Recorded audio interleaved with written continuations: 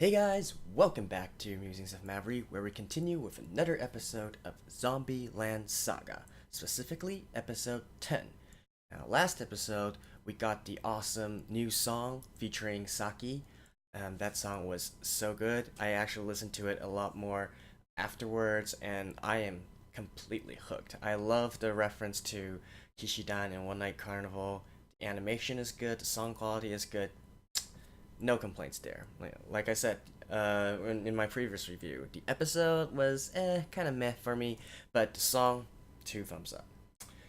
This week, however, we're going to be looking at Yuguri's episode. At least that's what I think it would be, judging from last week's preview.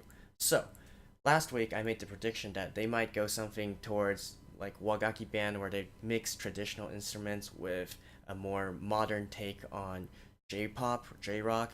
So let's see what happens in this episode. And let us begin in 3, 2, 1, play.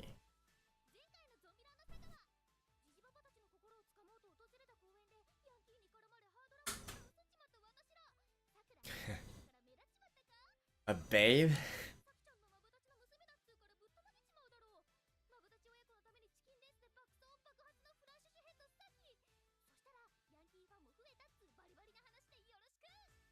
Yoroshiku.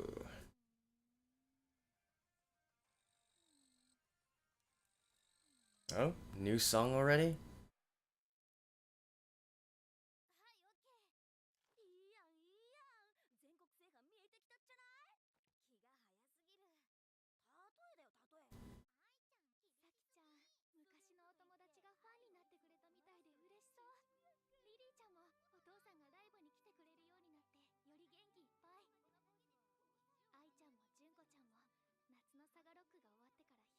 Aww.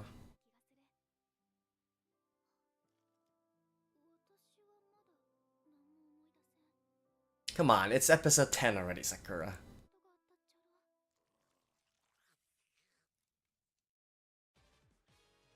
Oh, here's the opening. I'm gonna enjoy the opening. See you guys in a second.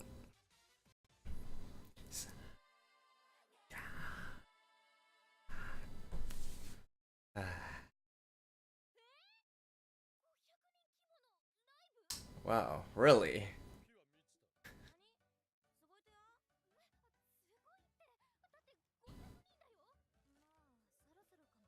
Hey, they are growing fast.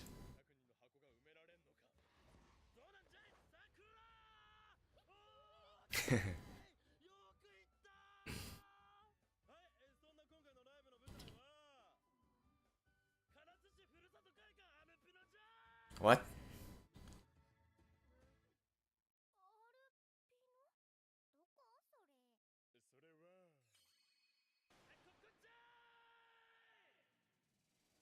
So, a gymnasium of some sort? Yeah.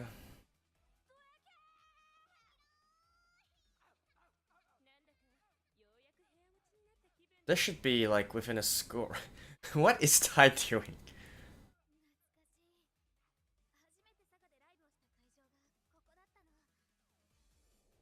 Hmm. Oh wait, Ah, yeah. So that scene there, Sakura was there.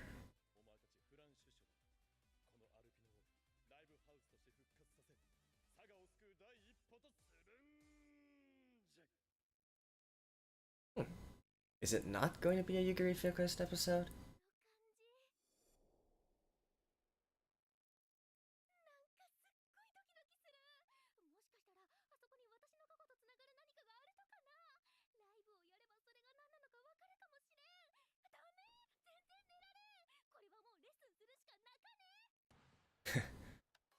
$18.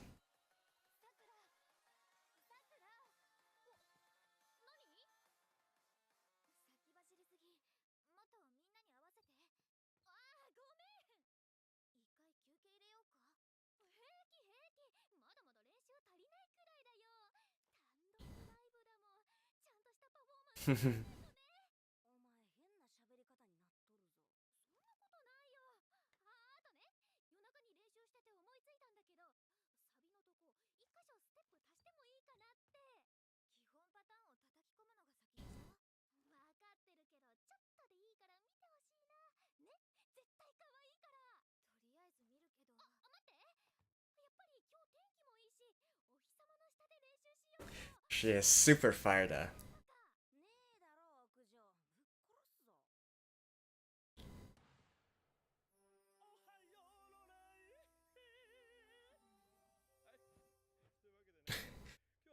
Where did that echo come here?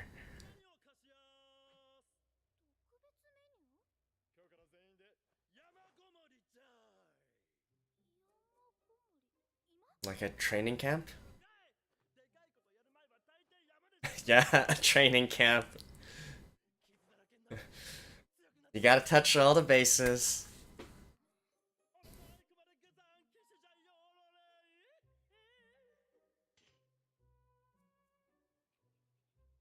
Okay.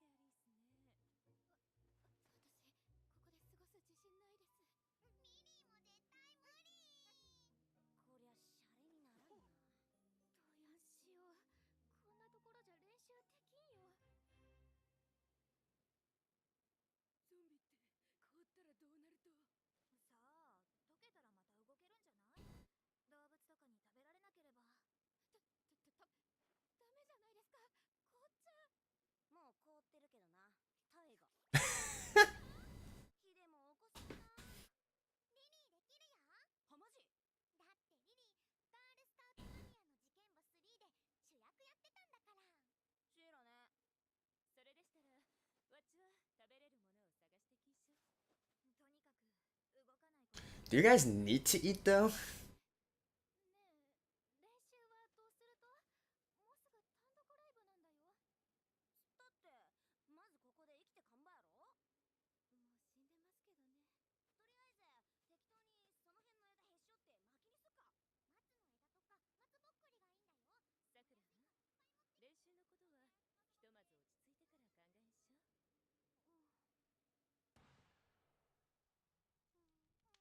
So they spent like a whole day.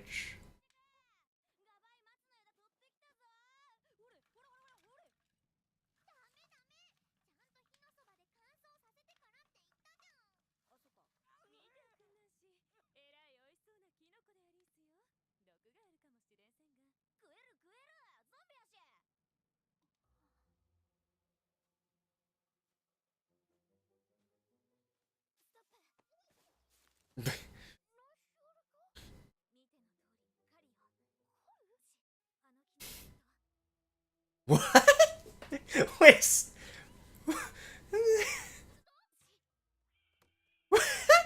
Where did you get that?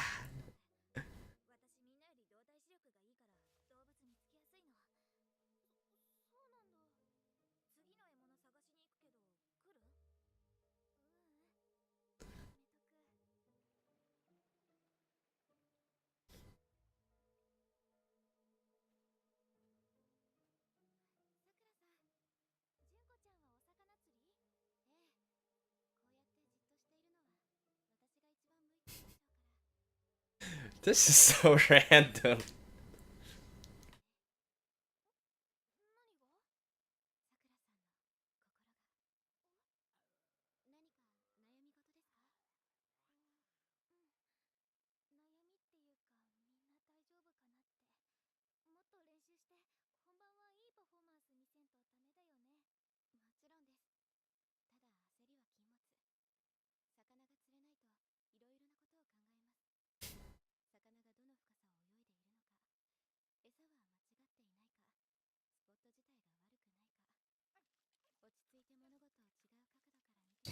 Well, he has no problem.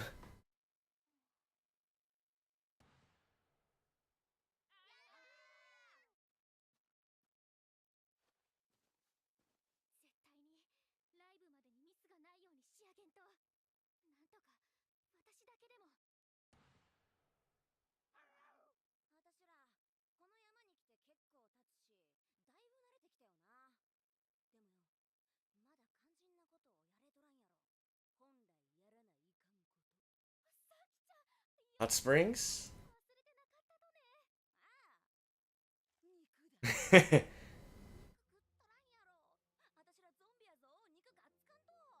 They definitely don't feel cold, right?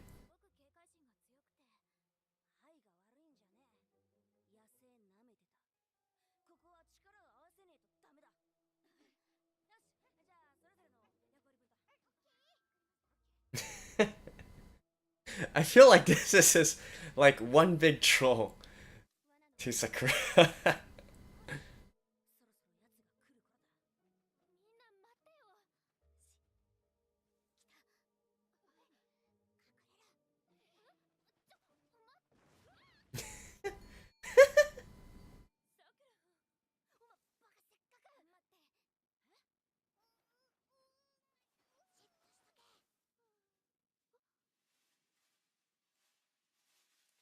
What in the world?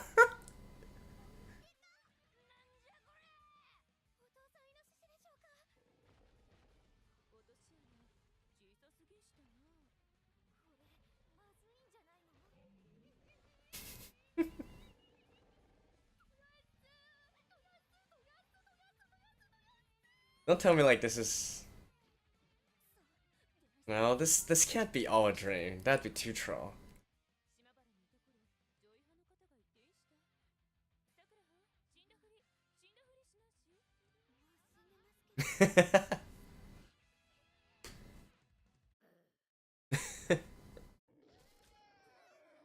What? What?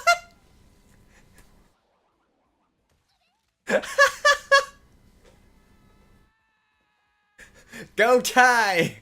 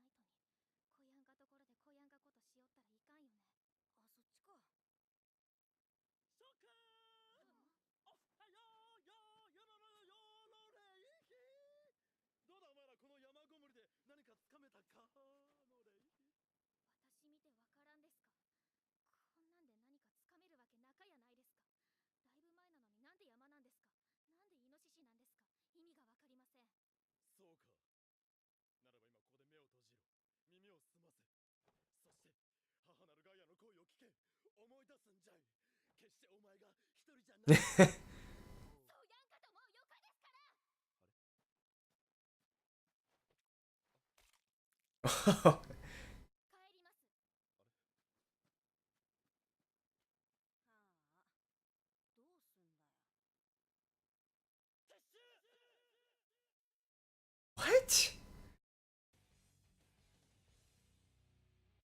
Okay.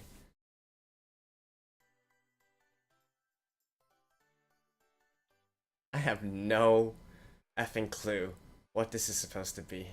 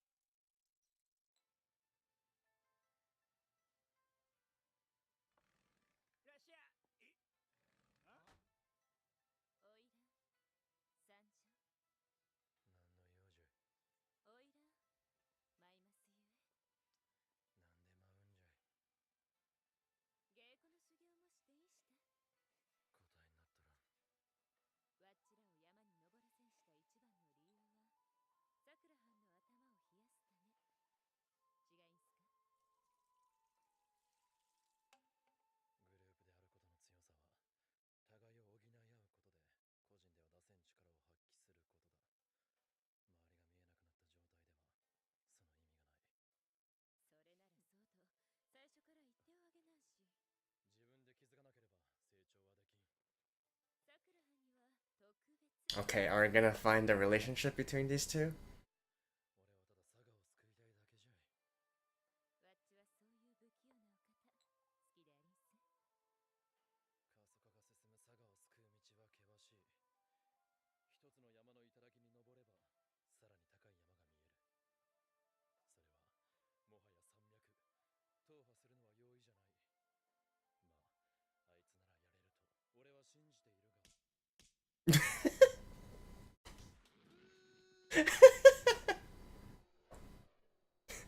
She really likes to slap people.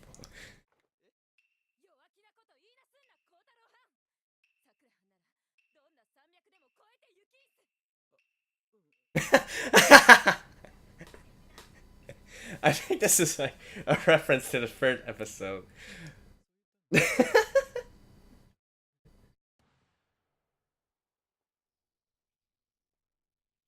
Come on, Sakura, just.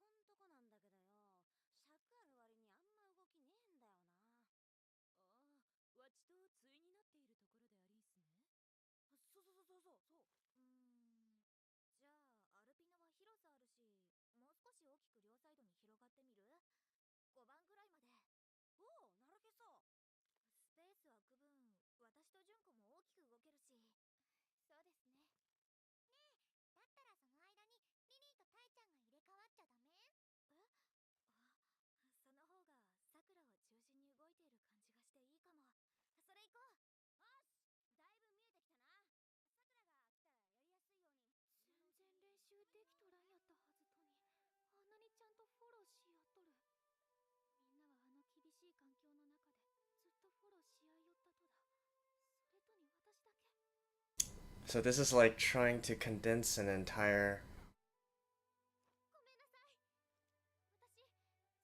arc, like training arc, into one episode, but they don't have time.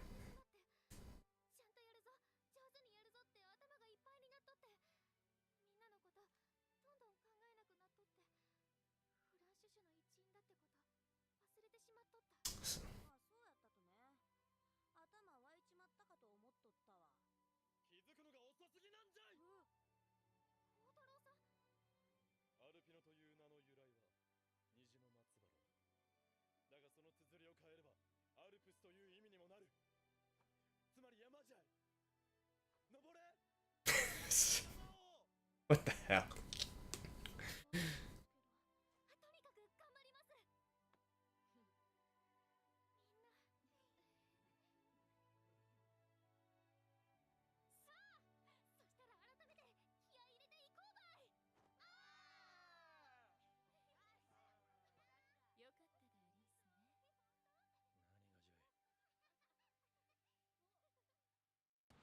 So this is actually a Sakura focused episode? Hmm.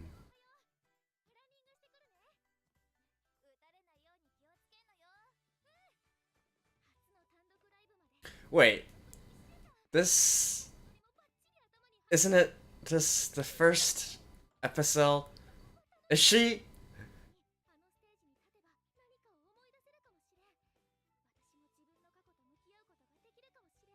Wait for it.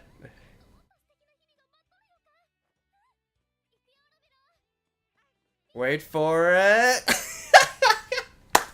Yep. god! That was so damn obvious.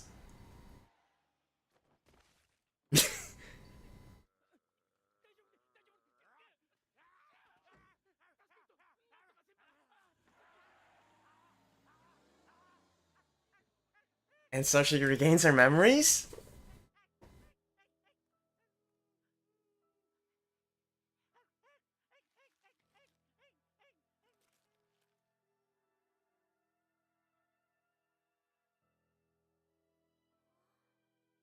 Wait.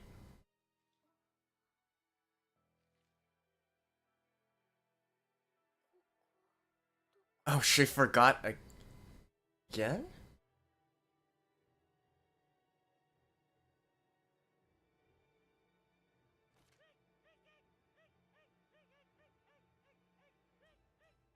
Oh, damn.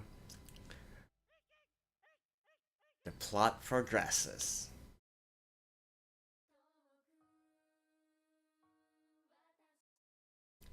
And that was episode 10. So, not like I expected, it was not a Yuguri focused episode, but instead a Sakura focused episode. And in some ways, you can also say that this is an episode that advances the main plot, because it tells more backstory or gives more attention to the main character, which is actually Sakura, right? Even though in the past few episodes we've been focusing on all the different girls, but now we're coming back to Sakura. That leads me to wonder whether or not we're gonna have any time to know Yuguri's and Tai's backstory or not. But hey, we don't know, so we can just say what we know right now. So it starts with Kotaro saying that they're going to be hosting a live event of 500 people, right? So this is an interesting number because typically for bands and groups in Japan, they go for a progression of venue size, right? So you start by basically starting out on the streets or stages like near a mall or something, and that might host maybe 100 people at most, right? And if you are actually going to have a concert or a live that is paid for with tickets, then typically you would find some place around starting from 200 or around 200 people. So basically a live house event. And here they're trying to host a 500 person event, and it's a solo act. In Japan they call it a one man. So basically it's just one group or band or singer or whatnot hosting it. It's not like a group of people. For instance, in the first episode, where when they performed in a live house, it was sort of like a death metal festival, right? So there's lots of different groups at the same place at the same time. So this one man is 500 people, and that is a kind of respectable number, actually. And it would be sort of like the first step to legitimizing French Shushu as an actual idol group and not just some like some extracurricular activities from a high school club or something, right? So typically the progression would go 200, 300 people to 500 to 1,000 people, and then from the next level up, you get about 2,000 people concerts, and then there's also a jump to about 5,000. Even though there's not that many venues that can host 5,000 people in Japan. Most of them either range from the 2,000, 3,000 range all the way up to 8,000 and 10,000. Now, those 8,000 and 10,000 venues would be places like some arenas where they host sporting events, or even the world famous Bukodan, right, which is known as the sort of like the holy site for all the different kinds of bands and groups that want to make their name in Japan. And the reason is because of the jump, right? So typically there's not that many places that to host 5,000 or 6,000 people. So you would jump from 3,000 all the way to 10,000. So if you're able to host a live at Bukodan, which seats around 10,000 people, that means that you are a force to be reckoned with within the Japanese entertainment industry.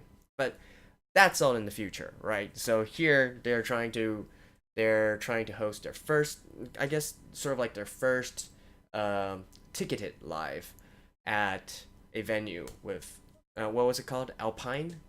Yeah, Alps plus Pine, Alpine with 500. So, hey, it's basically like the first real test uh of french issue because now people are going to be paying tickets to see just them, right? So then, Sakura gets all fired up and excited and whatnot because that place apparently has some connection to both I and Sakura's memories.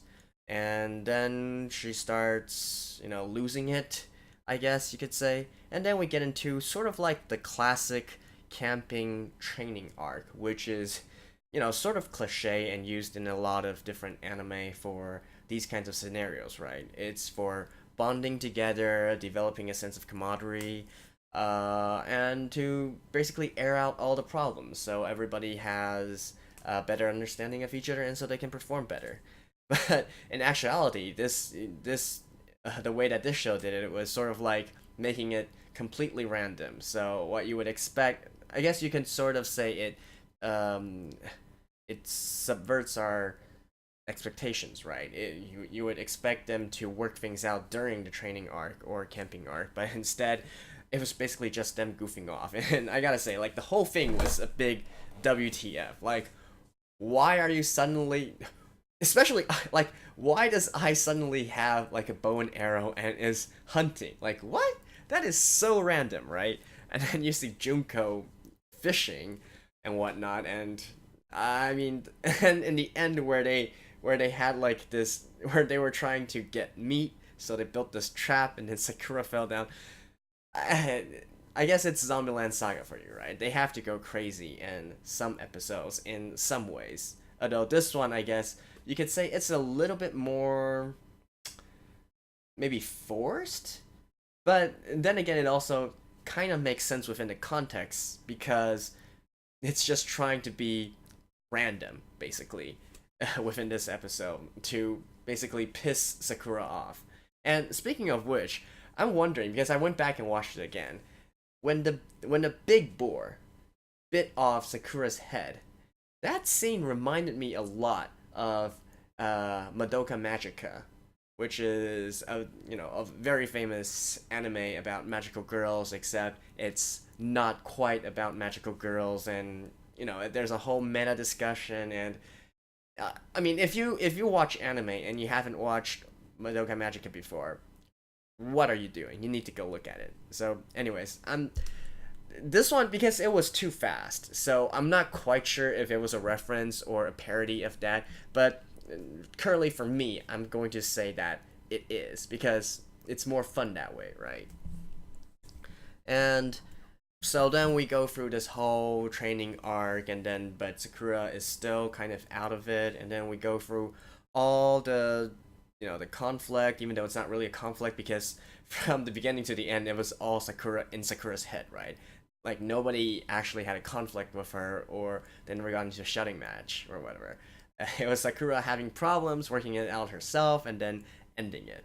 But I guess we also got a little bit more backstory with the scene between Yugiri and Kotaru, right? So what exactly is Kotaru's relationship with Sakura? Yugiri here is the first to actually just directly point out that yes, Kotaru is kind of favoring Sakura in some ways, right? Favoring not necessarily being good to her, but just singling her out, picking her out. So there's something special between those two. Now, what is it? It's pure speculation, right? A lot of people have said maybe Kotaru is the one who drove the truck in the first episode, who ran Sakura over and basically killed her. So that's one theory. Another theory is that Kotaru is basically related with Sakura in some way. Maybe like her elder brother or her dad. Since we don't exactly know Kotaru's age, he could also be her dad. It's possible, right? So those are the two main theories. One is a family member, and one is the guy who ran over her. So here we're confirmed by Yugiri that probably they do have some sort of connection, and we're probably going to find out real quick, real soon, because apparently Sakura has gained her memories back by getting hit by the truck in the exact same manner as presumably how she died in the first place, right? Because again, it's not 100% confirmed that she died on impact within the first episode by that truck. I mean, it's like 99.9% sure, right? Except that we still don't completely 100% confidence know yet. So it's still up for grabs for that little percentage of chance that they're gonna throw in a huge plot twist, right? And I mean, that scene, the foreshadowing was like way over the top. I feel like everybody should have seen it coming a mile away, right? From the beginning, the music was the exact same thing as it was in the first episode. You have I basically raising a death flag, telling her to be careful and watch for traffic. You got Sakura putting her shoes on in the exact same manner, and then you have her exiting a door, and then wow, it's a bright sun, and it's a good day, and we're happy, we're high spirited and whatnot. So everybody should have seen that coming a mile away. And so this marks like the third time we've seen a truck running somebody over in episode 1, and then also the episode where Kotaro ran over Junko, and now this one. So, exact same thing, right? Except now that apparently with this new impact, she has sort of regained her memories and maybe lost her current memories again, because she was saying, "Where am I?" Right? So I'm wondering if she actually also completely lost memories of what she had been doing for these past 10 episodes since she became a zombie. I hope that's not the case, because then it would make things very awkward, and then we're gonna have to spend like a whole episode where they resolve this situation. But I'm more interested in what exactly her story is, right? So during that scene, where she was starting to get some more flashbacks, we could see a few screens of Sakura's past, including when she was a little girl, when she was attending kindergarten or elementary school, and then we see her basically trying to cram for an exam, and then in the end, I'm not sure, but I think she failed the exam, right? Because at the very end scene, she was sort of like crying or hiding her face. And if we know Sakura's personality, if she actually did something, or got into the school that she wanted, she'd probably be jumping up and down and whatnot, because that's her personality, right? So I'm assuming that she failed the entrance exam to a school that she wanted to get into. So where could that have been, right? So my what we do know is that Sakura is from Saga, because she speaks with not necessarily Saga as in Saga City or like where they are right now, but at least in Saga Prefecture, right? She's from that place because her dialect is of Saga. Actually, it was of a specific place within Saga, but I can't remember what's it called right now. But she has a specific dialect that she speaks in, including the doyasu doyasu, where she always says when she gets frustrated or flustered. That is a sort of like a local dialect within Japan's Saga Prefecture. So we know that she's from that place, except that it's theorized, or at least I theorized, that she moved to Tokyo because in episode 1, when we saw that she was applying to become a part of an idol group or whatnot, we see the address of the headquarters of the I guess you could say the talent company or agency that she was applying to, and that was addressed to Tokyo. So I'm assuming if she was in Saga at that point, she wouldn't be applying for becoming a idol trainee in Tokyo, unless she wanted to do that as part of a way to uh, move out, I guess. So at least for me right now, I'm theorizing that she originally came from Saga, but she moved for some reason to Tokyo. And maybe if we see this reason here, it's that she failed an entrance exam to some place, and so she instead decided to go to Tokyo to make something else instead. Although that kind of doesn't make sense because you would expect it to be easier to get into a school in Saga, right, where there's less people and more, basically more vacancies for students, instead of someplace like Tokyo where all the schools would have fierce competition between each other. So I guess it could also be that she failed her exams in Tokyo, so she came to Saga? Hmm. But that doesn't really make sense either. So it's hard to say. But hopefully we'll be getting to know this in the next episode. So then we can finally learn of Sakura's backstory and what the heck is going on with this whole show. So apparently they do have some sort of it is going to have some bigger backstory than just Kotaru randomly reviving some zombies to become an idol group and then that's it. They are going to go back and explore the relationship and what exactly is Sakura's role in all this. Out of an idol group made out of all these legends, Sakura is the only one who's not legendary. So why is she part of this idol group? It has to be because of Kotaru. So what is Kotaru and what's his deal with Sakura? I'm thinking we're gonna find out in the next episode. So that has been my thoughts so far. What are your theories? If you'd like to let me know, comment below. I love to know as well if there is some alternative theories out there where we can, it's fun for me to do these kinds of things. Although right now, the information we have on hand is very limited. So, anyways, that has been episode 10 of ZombieLand Saga. This has been Musings of Maverick, and I'll see you guys next time. Bye bye.